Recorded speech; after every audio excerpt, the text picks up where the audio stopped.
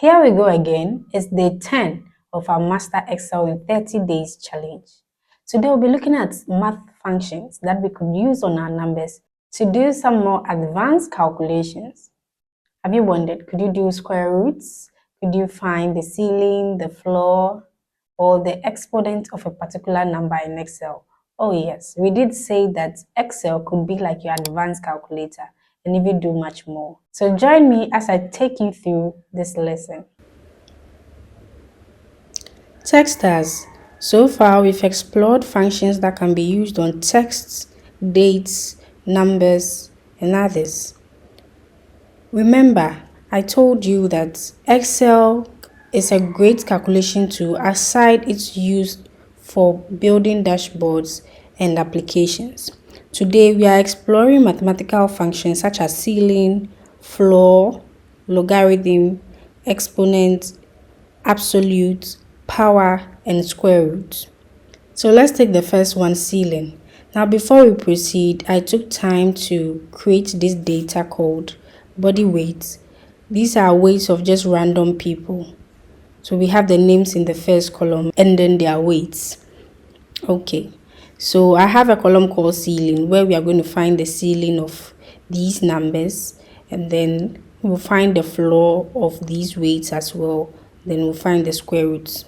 We'll also find the logarithm of some selected data, the absolute of that, the power, and then the exponent. So let's proceed. So as usual, we come to our formula bar, we type in ceiling. Now you do realize that we have variations of the ceiling function. We have ceiling itself and then ceiling.math. We are going to be looking at the differences very soon. Now let's look at the second one, which is ceiling.math. Afterwards, we'll come to ceiling. Ceiling.math rounds a number up to the nearest integer or to the nearest multiple of significance.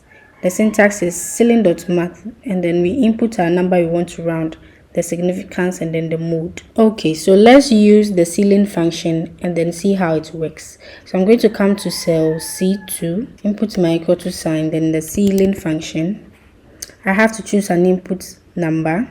So I'm going to go with cell B2, comma. Now the significance, which means the multiple to which we want to round, is any number whose nearest multiple you are looking at obtaining. So for example, if I have 5 as the significance, and then my input number is 70.42, and I want to round it up, ceiling means round up, it will try to create multiples of 5 and then find the one that is most closely above 70. So I have, let's say, 5, 10, 15, we get to 65, 70, and then we can get to 75. So you realize that the multiple of 5, which is closely above 70.42, will be 75. So let me try it and then you see. So you have ceiling.math, then 70.42, rounding it up to the multiple of 5 gives us 75. So let's take this figure here and then round it to the multiple of 2. So the significance is going to be 2, equal to ceiling, comma, 2. So what should we be expecting? Let me enter for you to see. So we have 82, because when you run multiples of 2, the lowest you will get will be 80. Then the next highest multiple of 2 is going to be 82. I hope you are getting it. So what happens if it's a flat number? Let's say we are running multiples of 11 and then the number itself is a multiple of 11. Let's try that and see the difference. So it maintains the number because the closest multiple of 11 to 77 is 77 itself. Now you realize that we had a third parameter, which is mode. When given a non-zero, this function will round away from 0. Okay, so you might be thinking, what if I just want to round it to the nearest integer? Okay, that's very simple. You just need to put in your formula ceiling.math and then put in the input number. That's all. Just give it that parameter, enter, and it's going to round it to the nearest integer. So 102.4 gives us 103. Now you would realize that ceiling is a bit different from our normal rounding up and rounding down, because round up and round down are also functions in Excel. So let's try it one more time with the input value 52.5. So I have my equal to ceiling. I choose 52.5. Let's round it to the nearest integer and we have 53. Okay, great. So back to the variations of ceiling that we have here. Now the only difference between ceiling and ceiling math is that ceiling doesn't round to the nearest integer. It just rounds to the nearest multiple. But ceiling math has the option of rounding to the nearest integer, the nearest multiple, and also has some flexibility to it. So ceiling.math is basically the upgrade form of ceiling. So let's just jump to our next function, which is floor. So we also have two variations of floor. We have floor.math and then floor. Now floor is the exact opposite of ceiling that we just looked at. So since ceiling tries to round numbers up to the nearest multiple, floor rounds it down to the nearest multiple. For example, we have 59. I want to round it down to the nearest multiple of 2. So I'm going to enter floor.math, pick my 59 and then 2. So that means that we should expect what? 58, because when we are looking at the multiples of 2, the nearest, which is lower than 59, is 58. Right, so we have it right there. Let's try it with 65. So I'm going to round it to the nearest multiple of 4, which is lower than 65. So equal to floor. I choose my 65, 4. And then we have 64. So if I want to round it to the nearest integer lower than the number, I just proceed the same way I did with ceiling, but this time the function name is floor, and then I just choose the number and it will round to the nearest integer. So 68 is the nearest integer lower than 68.2. So basically ceiling and floor are just opposites. Now it's the same difference between floor and floor math. Floor.math helps you to round numbers down to the nearest integer, but floor just lets you round down numbers to their significant level. That's the multiple of significance. Let's use floor once for you to see. So I come to 72.7 is equal to floor. So you realize it says you've entered a few arguments for this function, because for floor it can't round the numbers to the nearest integer. So you always have to give it two parameters, the value and then the multiple you are looking for. So we are looking for 4 this time, and then it gives you 72. Right. So our next function is logarithm. Let's read about that in our formula builder. So it says it returns the logarithm of a number to the base you specify. So if I want to find log 2 of 12 or log 7 of 18 or even log 5 of 21, I can use the function logarithm. I just need to give it two parameters, the base and then the number. Alright, so let's try it with the weight of pearl. So in cell B20 equal to sign log, and then pearl is in cell B8. So 59, I'm trying to find log 4 of 59. So the base is 4. Enter. So this is the value that I have. Now when you come to data types in Excel, this value is a number, so I can change it to number, and that helps me determine how many decimal places I want to keep. So I can increase the decimal places using this button or reduce it using this button. All right, let's do it one more time. Let's find the logarithm of cell B14 to the base 3. Okay, and I'm going to place the result in cell C20. So I have C20 equal to sign log B14, 3. Enter. Right, so that's basically how you can use logarithm. So what happens if I just choose the number in logarithm without the base? It automatically defaults to log 10. So let's say I choose log of B9.